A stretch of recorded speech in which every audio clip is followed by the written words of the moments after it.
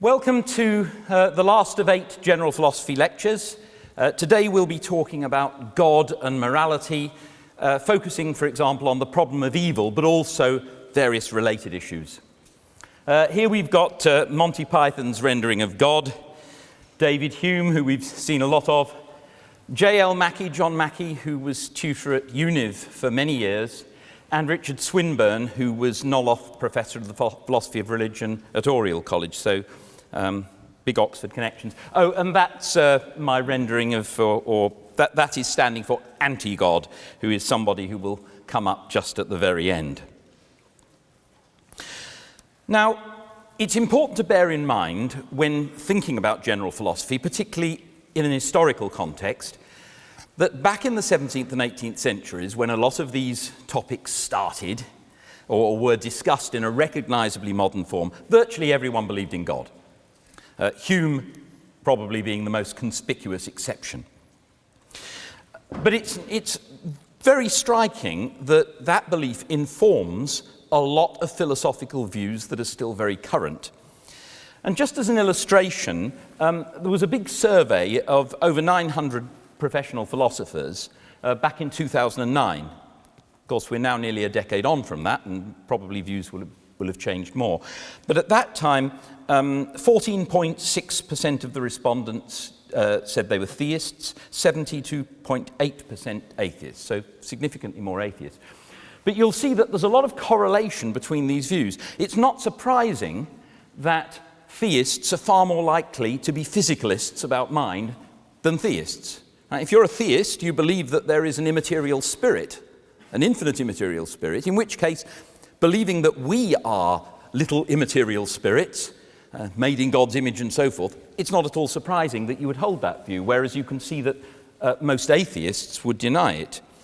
On free will, you see compatibilism is the majority view amongst atheists. Amongst theists, libertarianism is significantly more popular. We'll see why in this lecture. Personal identity, atheists are more likely than theists to think in terms of psychological continuity. Theists are significantly more likely than atheists to think that there's some further fact beyond the manifest phenomena, for example, a soul. And on ethics, you will see that consequentialism, utilitarianism, for example, is significantly more popular amongst atheists. Not a majority view, but nevertheless significantly more popular amongst them, whereas deontological views of ethics are significantly more popular amongst theists. One important thing that I want to draw to your attention, though, with moral realism, it's not at all surprising to find that theists in general are moral realists. They believe that there are moral facts. But notice also that we have a clear majority of atheists being moral realists. So it's simply not true that in general atheism pushes people firmly in the direction of anti-realism.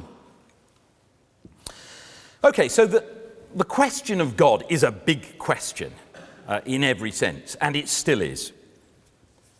And one thing that I warn you against is a sort of parochialism, one very important virtue of studying philosophy historically is that we can look back to periods when people's assumptions and beliefs were very different from now. So, the fact that maybe most philosophers now are atheists shouldn't blind us to the fact that over history, huge numbers of very clever people have been theists, and the arguments deserve examination on their own merit. Now, obviously, different religions have different views of gods, and here we are confining ourselves to one particular notion of God, God with a capital G. And that is a being that is supposed to be omnipotent, omniscient, perfectly good, and creator of the universe. And I'm going to use omniperfect as an abbreviation for all-powerful, all-knowing, perfectly good. Now, why might you postulate a perfect God? Hume, perhaps not surprisingly, has a very cynical answer. He thinks it's largely due to flattery. A tribe has its own particular God, and then in order to ingratiate itself with that God, the people end up just according more and more power and excellence and wonderfulness to it. And so you end up with a rather exalted view of your particular God.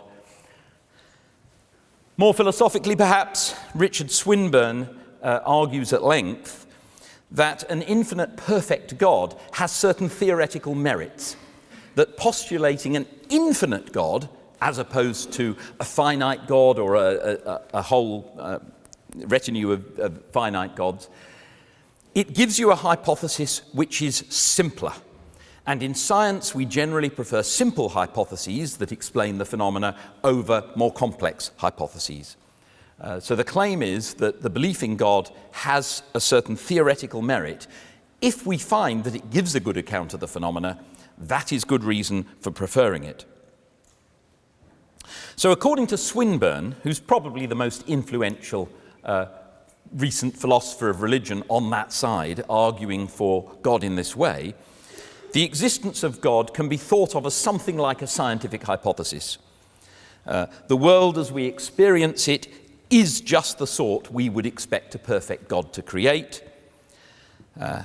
Occam's razor, that is, prefer generally simple hypotheses, don't postulate more than you need to. And scientific practice suggests we should prefer the simplest and most comprehensive explanatory hypothesis. So one God without any limits is preferable to, for example, the hypothesis of lots of demigods. Okay, so far so good, but I want to point out that there are some problems with taking the hypothesis of God as being well established by scientific criteria, because there are some sorts of things that we look for in scientific explanations that the God hypothesis doesn't seem to provide. It's very imprecise in the predictions it makes. Okay. Obviously, the world as we experience it has a lot of apparent imperfections.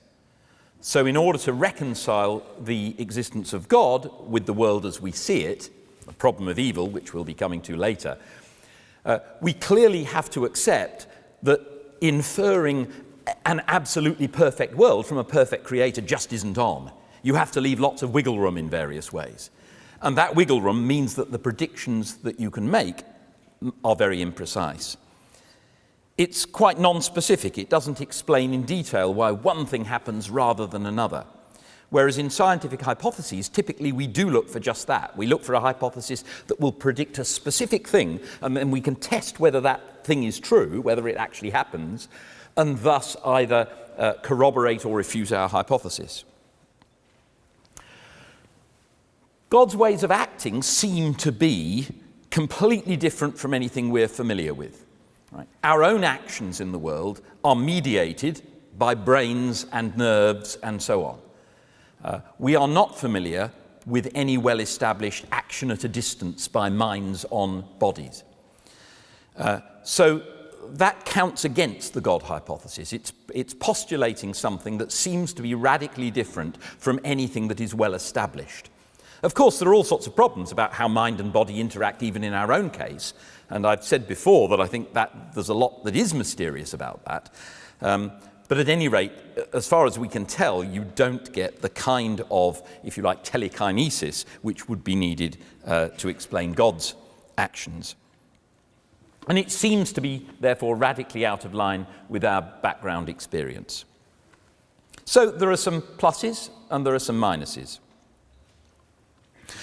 Now, interestingly, in recent years, an argument has come about, which I personally think is by far the most interesting development in natural theology since Hume wrote, except perhaps, I suppose, Darwin. Hume criticised the design argument very effectively in his dialogues concerning natural religion. Obviously, Darwin's discovery of evolution corroborated Hume's doubts. Now, the fine-tuning argument gives a prospect of an argument for theism which can potentially have more power, I think, than any other argument that's been produced. The jury's out, but let me explain why I think this is so interesting. So the fine-tuning argument claims that the constants of nature are very finely adjusted, and if they were just slightly different, the world would be completely unlike what we experience. So an example would be gravity as opposed to the Big Bang. You've got a certain gravitational constant which dictates what acceleration there is on bodies due to each other's mass. And you've got strong evidence for a Big Bang about 13.5 billion years ago or whatever, which apparently involved a huge explosion whereby matter flew off in different directions. Now, clearly, you get an interplay between the momentum of the matter going apart from the initial singularity, and on the other hand, you get gravitational force between those particles. Now, if the Big Bang is too large relative to the gravitational force, everything just flies apart. You don't get an interesting universe. If, on the other hand, gravity is too strong relative to the initial Big Bang, you get a big crash soon afterwards, and that's it.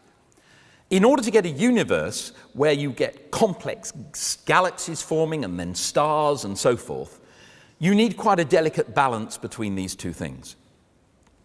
And the claim is, in this and quite a number of other cases, that the constants of nature are very finely balanced in such a way that if any one of these multitude of constants had been very slightly different, nothing like the world we see with complex organization, beauty, thinking animals, etc., could have come about.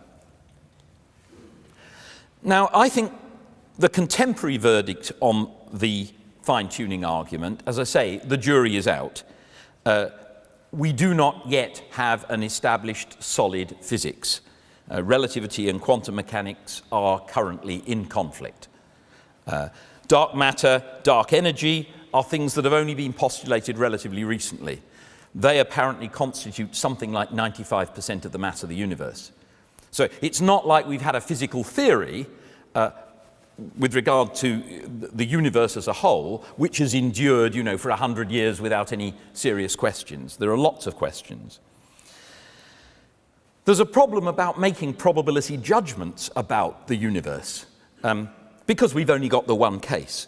So naturally, one might raise skepticism about arguing from a single case to such a momentous conclusion as that there is a designer who set up all these constants just so. And there are alternative theories. How else might we explain the apparent fine-tuning of these constants? Well, one way that many people find appealing is the thought that there are zillions of different universes. We just inhabit one. And all these different universes may have completely different setups of constants and laws of nature.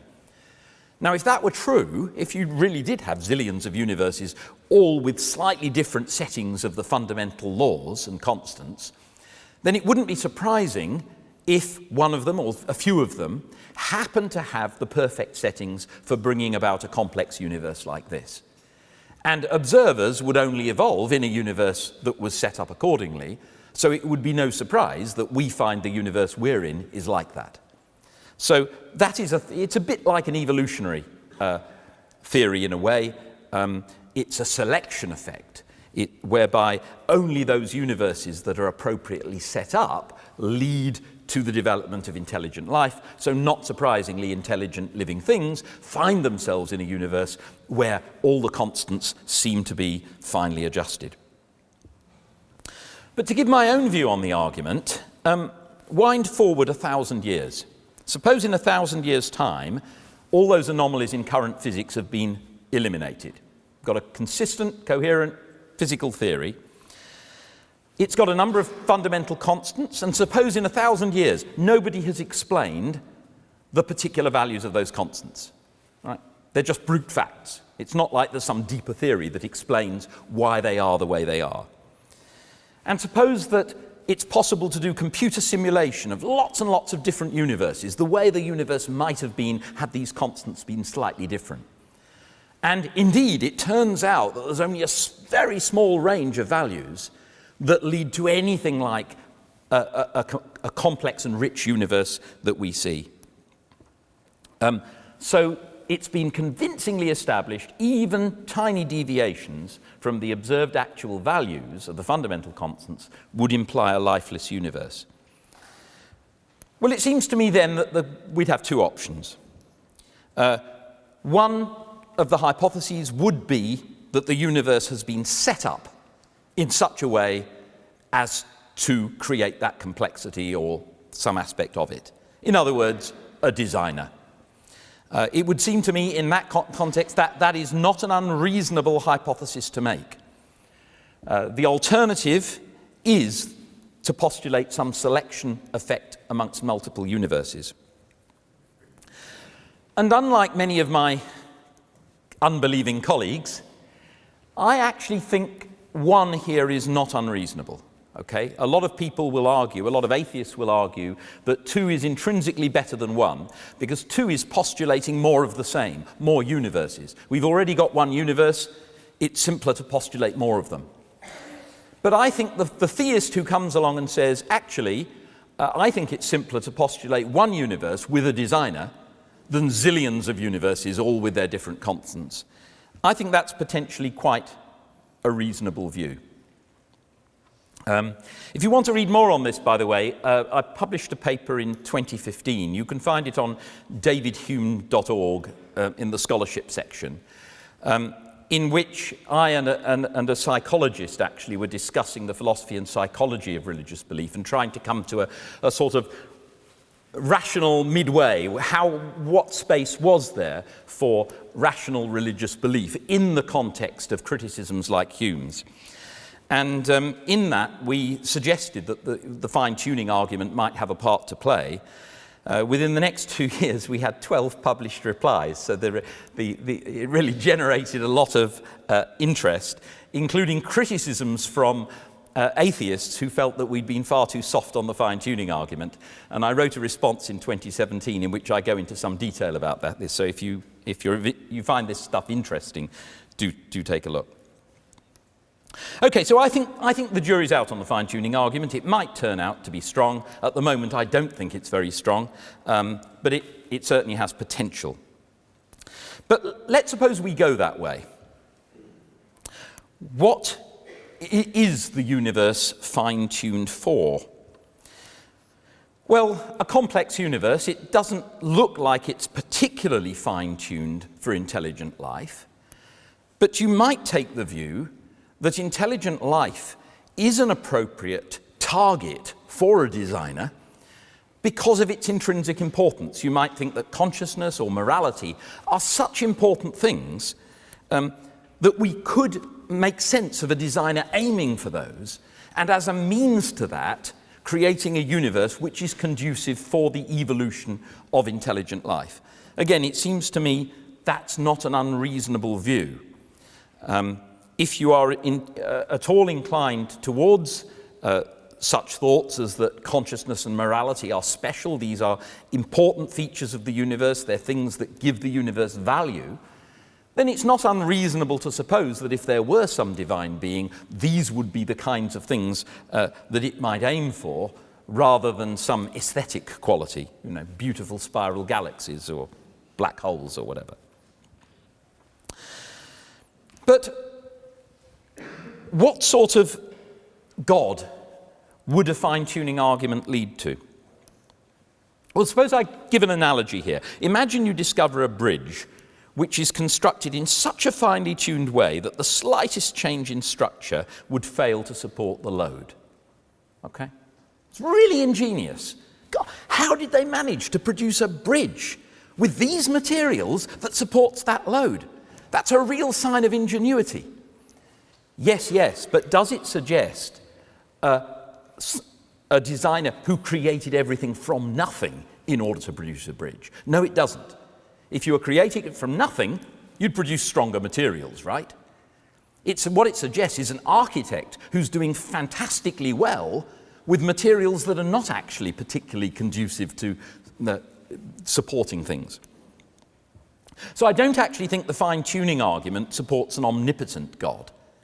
But on behalf of the theist, if I were a theist, I don't think this would particularly worry me. A God who's capable of setting up the fundamental constants of a universe, that's pretty good. Let's not worry about the fact that it doesn't point to complete omnipotence. Because, of course, an omnipotent God, if such a God wanted to create intelligent life, they could do it just like that. They don't have to go through 13.8 billion years to produce it, right?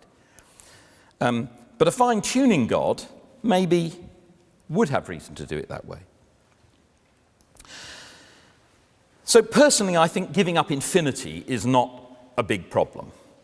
Far more worrying is the lack of evidence for the goodness of any divine being. Because the problem here is that an evil God, let's call them anti-God, right? Imagine a being with all the characteristics of God, except that it's evil rather than good. That would also have a motive for creating a universe capable of evolving intelligent, sensitive life. Because only if you have intelligent, sensitive life can you have suffering, and profound suffering. So the universe could have been designed for profound suffering rather than for profound good. So let's come round to the question of morality and God. What reason might we have for thinking that God is good rather than evil? And we're coming round here to the problem of evil, obviously. Well, it's not surprising that historically views of morality have tended to think in terms of moral commands as coming from a commander. We think of morality as involving requirements on us to do or refrain from doing certain things. And it's natural to think that a command or a requirement requires a commander or something that's doing the requiring. So the idea of a morally authoritative creator is quite a natural one. And the divine command theory of morality certainly used to be the orthodoxy, that what good and evil are prescribed by God. And we've got a quote from Dostoevsky there: "Without God and the future life, everything is permitted." Now, the suggestion about a future life is that hints at future reward and punishment. Okay, if I can do something wicked and get away with it, why wouldn't I do that? If I can rob somebody or maybe kill them and steal all their stuff and get away with it, why wouldn't I do it? And the thought is, well, because you'll be punished in a future life if you do. And if there's no God, no future life, then all right, I might as well go ahead and do it. But let's think more about, as it were, the moral metaphysics. Get rid of the prudential aspect of it, the question of whether I'm going to be punished in an afterlife, and ask, what is it that actually makes an action good or bad? Is it actually God's commanding it that makes something obligatory, assuming there is a God for the moment? Well, this is commonly known as the Euthyphro Dilemma because it was raised in Plato's dialogue Euthyphro. And we get the question, is what is pious loved by the gods because it is pious, or is it pious because it is loved by the gods?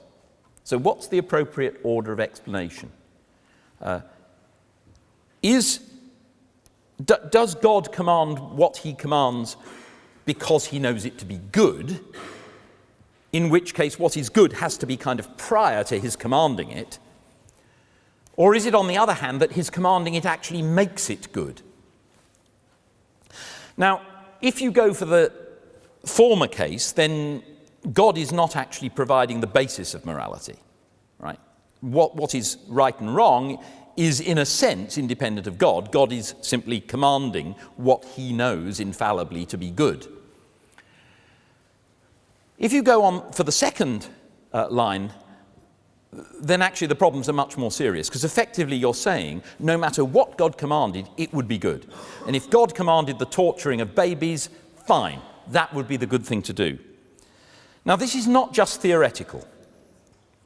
This isn't just theoretical, because there are, I'm afraid, passages in the Bible, particularly in the Pentateuch, so we're talking Deuteronomy here, which is a book that is held sacred by Jews, by Christians, by Muslims. And it actually prescribes putting males to the sword, taking women and children as bounty, and even genocide of 6 whole nations, because they happen to be living in the wrong place.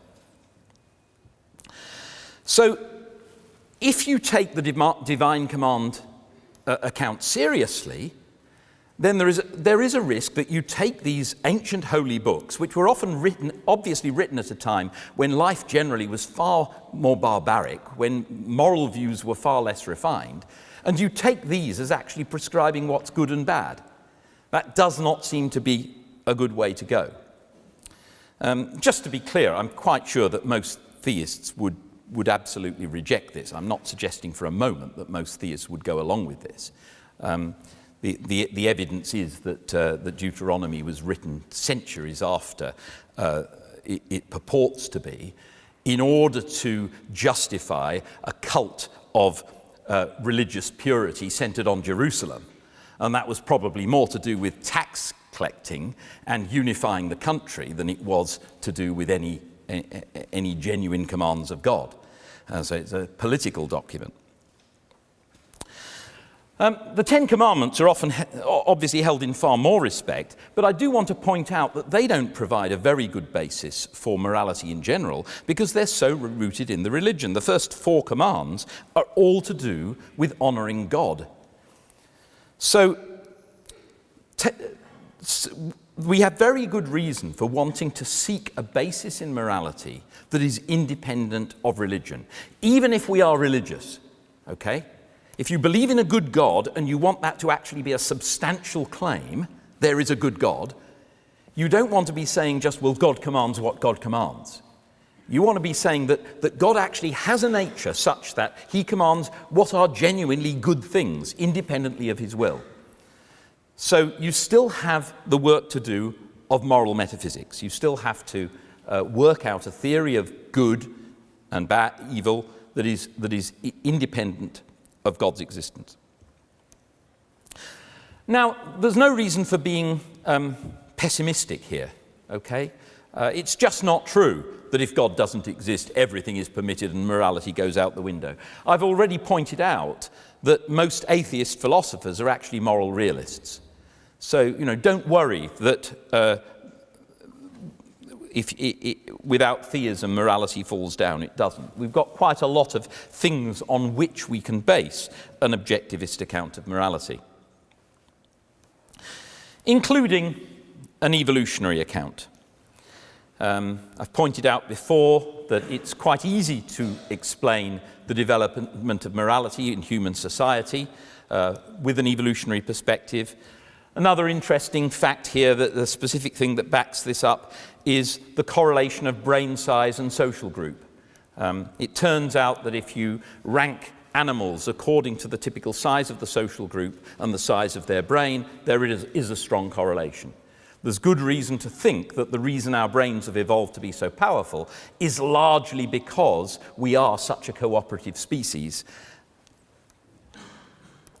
So it's not surprising that we end up with moral codes. It's not surprising that we end up systematizing them, and as society gets bigger, we systematize them more and so forth. You can perfectly well make sense of morality.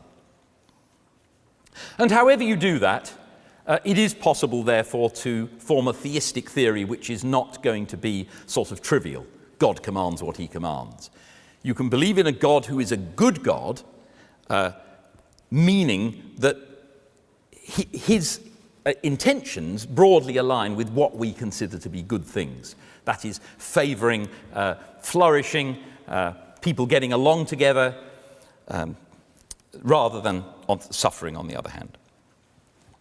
Now, the problem is, of course, that if we look around the world, we do find an awful lot of suffering.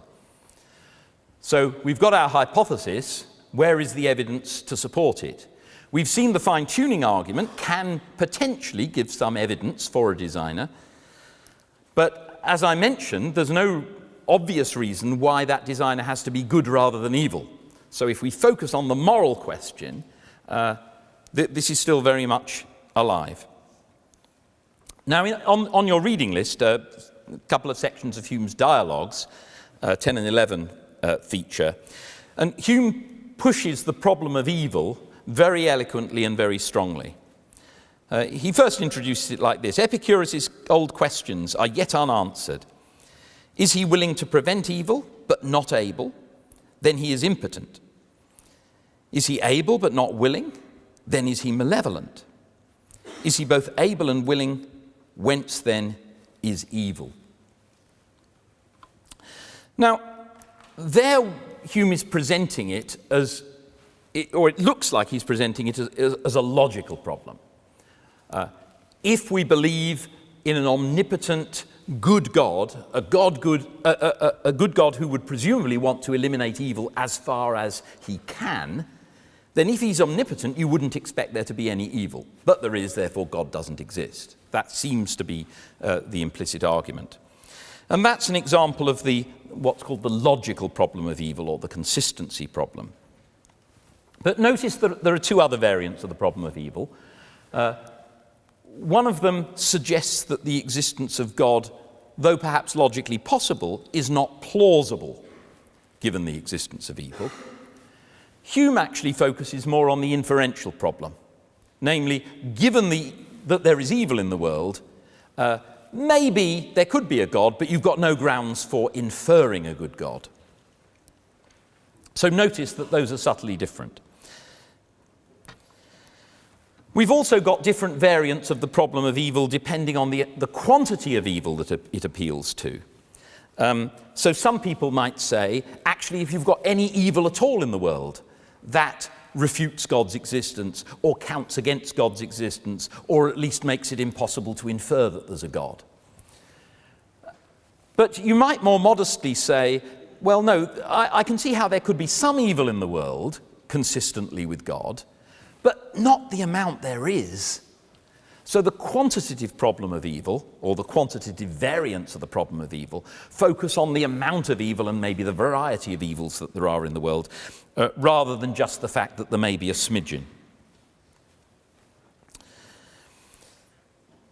Another important distinction within the problem of evil distinguishes between natural and moral evil, sometimes called the problem of pain, that is the problem of suffering, as opposed to the problem of sin, that is moral evil.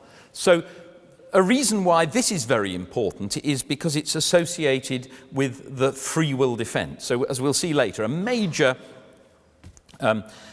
way of answering the problem of evil is to appeal to the free will of humans and potentially other agents, saying that God isn't responsible for what we do freely.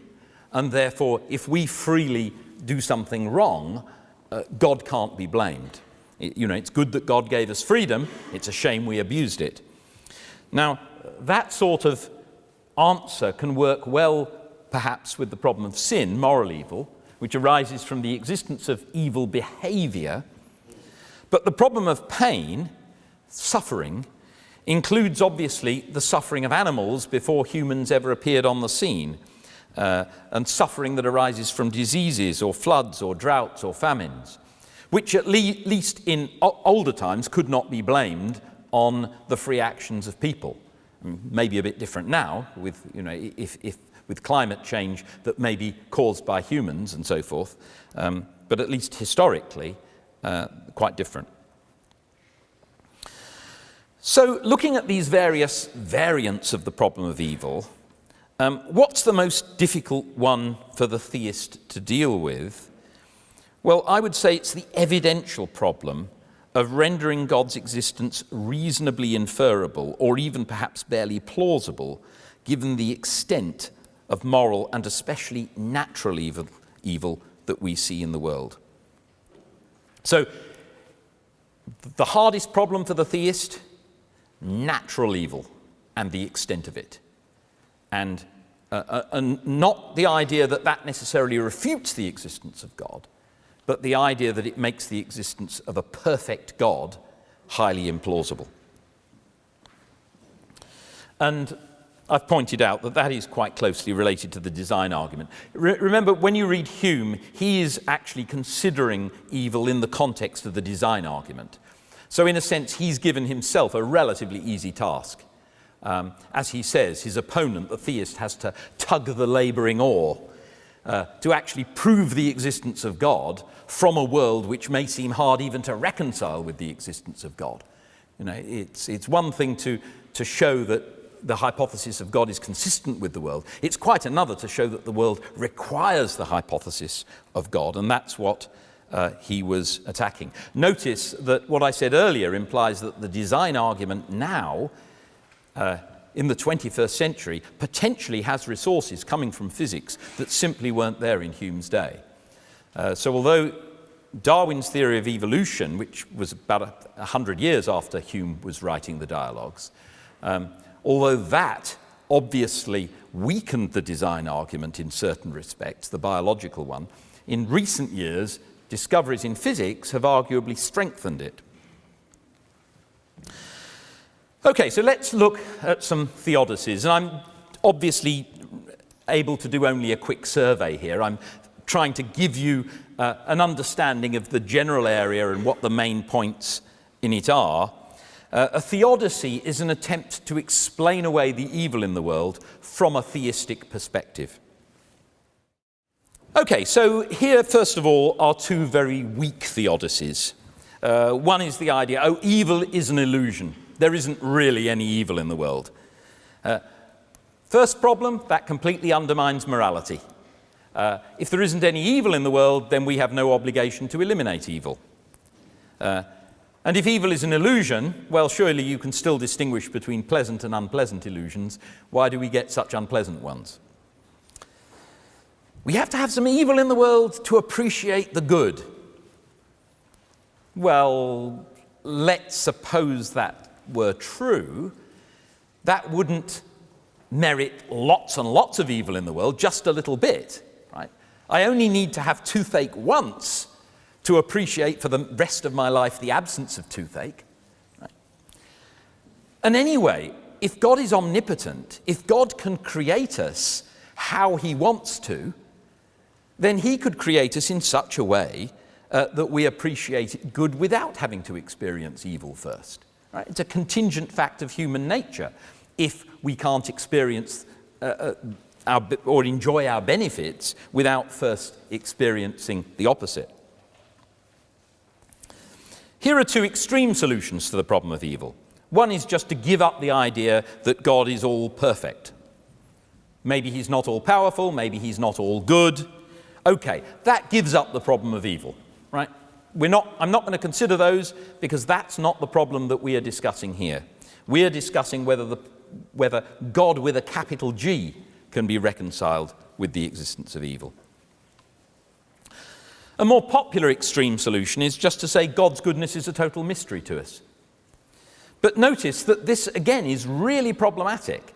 If you say God's goodness may be completely different from what we think of goodness as being, you've undermined practical morality. Okay, maybe torturing babies really is a good thing. Maybe when we see all this suffering arising from disease and famine and all that, maybe that's really good rather than evil. So we shouldn't be trying to stop it. And another problem is that if you take that line, actually, if you believe in an afterlife, there's no reason for supposing that to be any more pleasant, right? If actually the way we see the world just is how God wants it to be, and our conception of what is good and evil is just wrong, then that's going to apply to the afterlife as well. Final point, there's no reason to suppose that God will be truthful. Right? We think of telling the truth as good and lying as bad. But if actually God's morality is quite different from ours or incomprehensible to us, then we've no reason for trusting any supposed holy books, even if we knew that they came from God. So these sorts of extreme solutions are really not helpful. Coming now to Hume's discussion of the design argument in the context of the problem of evil. He focuses on this twice, actually. Inquiry 11 I don't think is on your reading list, but it's well worth looking at. You're reading other parts of the inquiry. You'll notice, by the way, that he presents both inquiry section 11 and the dialogues are in the form of a dialogue. Why? He's being prudent. He doesn't want to show his own, what I suspect is an atheist hand. So he puts the skeptical points in the mouth of a skeptical friend of whose principles he can by no means approve in Inquiry 11. When you read that sort of thing, take that with a big pinch of salt. Now, the point he makes in Inquiry 11 is basically this. You can't argue from the world to a supposed perfect creator and then argue back from that perfect creator to draw new conclusions about the world that are radically different from those we see. So if, for example, the world as we see it is full of distributive injustice, we can't argue from that to a God of a certain character and then say, given the character of that God, we can be sure that there will be perfect justice, and therefore there must be an afterlife in which perfect justice is established. Something's gone wrong there. Okay. One of those two arguments has to be wrong. The way the second could be wrong is we've got such a misunderstanding of God's goodness that actually distributive injustice is a good thing, in which case the afterlife will be the same. All right. The Porch View appears in the dialogues in section 10.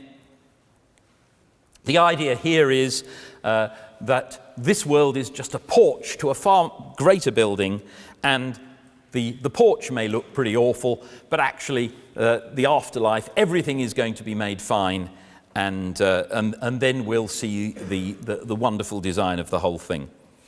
An example I like giving there is I go into a restaurant, I have a first course which is absolutely disgusting, and then I say, well, that was so bad, the main course is bound to be absolutely wonderful to compensate. Right? That is not logical reasoning. No, the evidence I have so far is that the food produced here is lousy. So the rational implication is that the next course will probably be lousy too.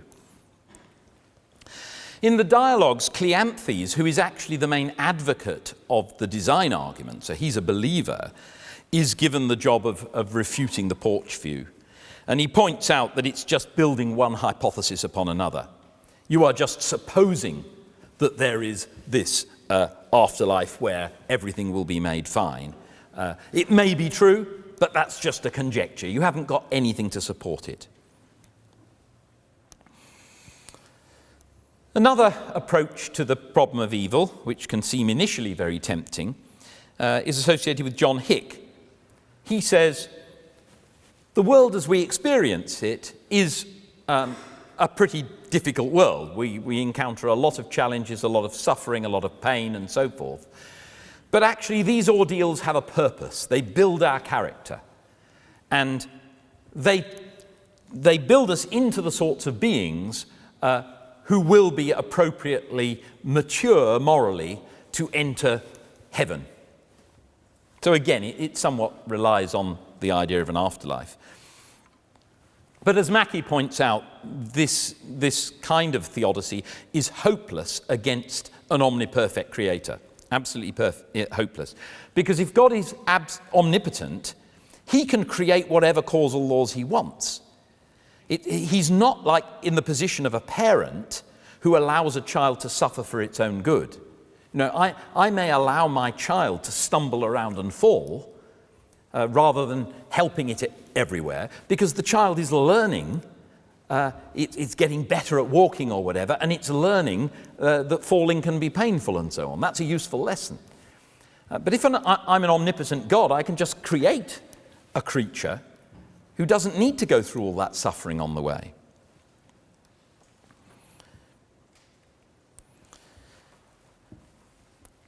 So far this looks pretty bleak for theism, given the evil in the world. But I want to point out that there is an approach that could potentially work. First of all, let's look at the notion of omnipotence. God can do anything. That's the first approximation. Okay, so can God create a stone that is too heavy for him to lift? Paradox. If he can, then there's something God can't do, namely lift that stone. If he can't, then there's something he can't do, namely create such a stone. Right? And this sort of thing is sometimes put against theism as showing that it's intrinsically contradictory. Again, you can see potential conflicts between omnipotence and omniscience. You might say, can God create a creature that is able to act without God's knowledge? And whichever way you go, you seem to get a contradiction. Can God create gratuitous evils in the world? If he can, then he's not perfectly good. If he can't, then he's not omnipotent. Now, I personally don't think these kinds of objections against theism have much force. After all, it's up to the theist to define theism as they want to define it. And I don't see why they shouldn't define it in such a way that it's free of contradiction. So they can say, when I say God is omnipotent, I mean God is able to do anything which it is logically possible for a perfectly good and omniscient being to do. That's free of contradiction. Okay. So against that background, it might be that there are certain things that it's logically impossible for God to do. And therefore, his not being able to do it is no limit on his omnipotence. He might not be able to create a world, for example, in which there is sympathy, genuine sympathy, without any suffering. He might not be able to create a world in which there is courage, without any danger. He can't create a world in which there is scientific endeavour to discover cures for diseases unless there are diseases in the first place. And Swinburne suggests that unless the world is conducted by regular laws, there would be no scope for us to discover things about the world. And discovering things about the world is a very good thing. And it empowers us. It extends our free will, our power of action, by learning about things. So you can see that there are good things that arise in the world from evil things. And it may be, arguably, that all of the evils in the world are, in Mackie's phrase, absorbed evils, meaning they're evils that can be accounted for in terms of the good byproducts that they bring. Now, actually, that claim, which is associated with Leibniz, seems rather implausible.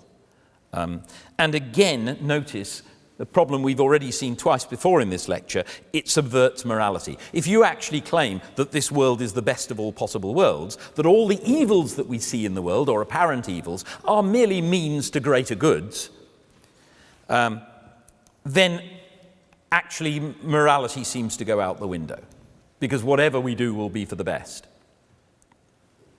And again, you get the afterlife problem. If this is the best things can be, then don't expect things to be any better in the afterlife.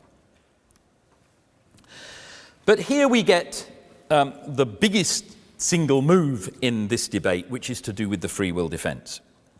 And I want to explain why the free will defense is so crucial here.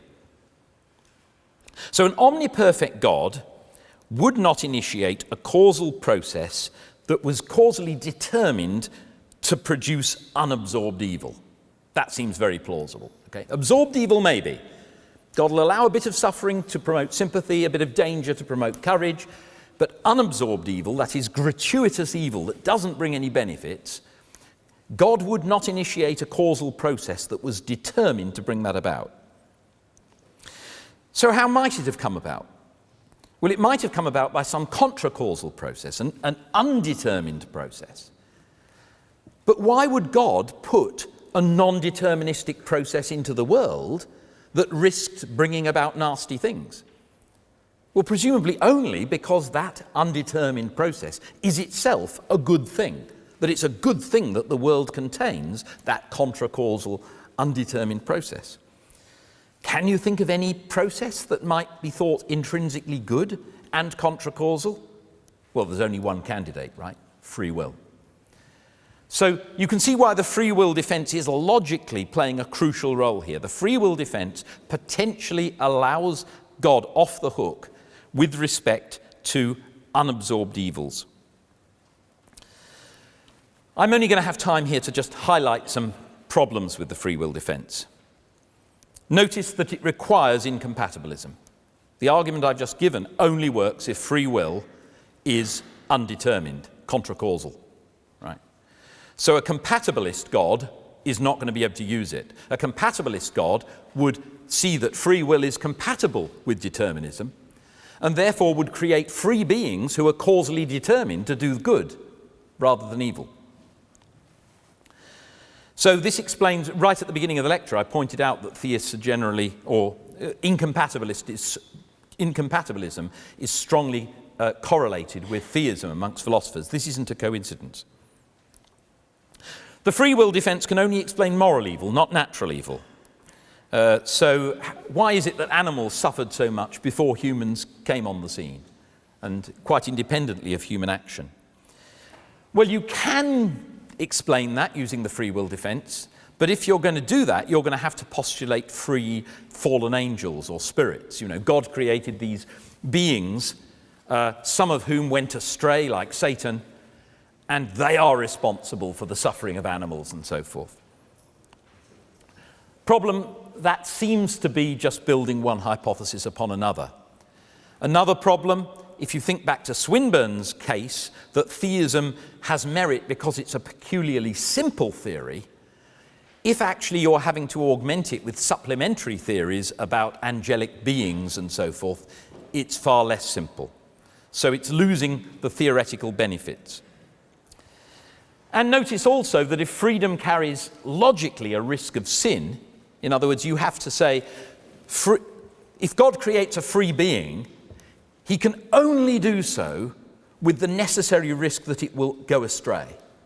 If you think that is a condition on freedom, then you've got to apply that to angels as well, and maybe God. So again, you've got this problem. How can you infer anything different from the afterlife? How can you explain why God supposedly can be both free and perfectly good, and yet we cannot?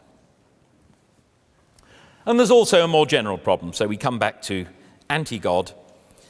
Just like with the fine-tuning argument, it's not easy to show why that points in favor of a perfectly good God rather than a perfectly evil God.